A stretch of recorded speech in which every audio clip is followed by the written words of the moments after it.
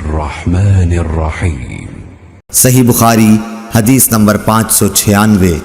جابر بن عبداللہ رضی اللہ تعالیٰ عنہ سے روایت ہے کہ حضرت عمر بن خطاب رضی اللہ تعالیٰ عنہ غزوہ خندق کے موقع پر ایک مرتبہ سورج غروب ہونے کے بعد آئے اور وہ کفار قریش کو برا بھلا کہہ رہے تھے، اور آپ نے کہا کہ اے اللہ کے رسول صلی اللہ علیہ وسلم، سورج غروب ہو گیا اور نماز عصر پڑھنا میرے لیے ممکن نہ ہو سکا۔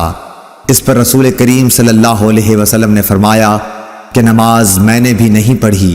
پھر ہم وادی بطحان میں گئے اور آپ نے وہاں نماز کے لیے وضو کیا۔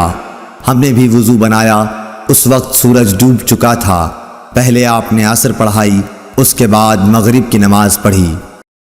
اللهم صل على محمد وعلى آل محمد كما صليت على إبراهيم وعلى آل إبراهيم إنك حميد مجيد اللهم بارك على محمد وعلى آل محمد كما باركت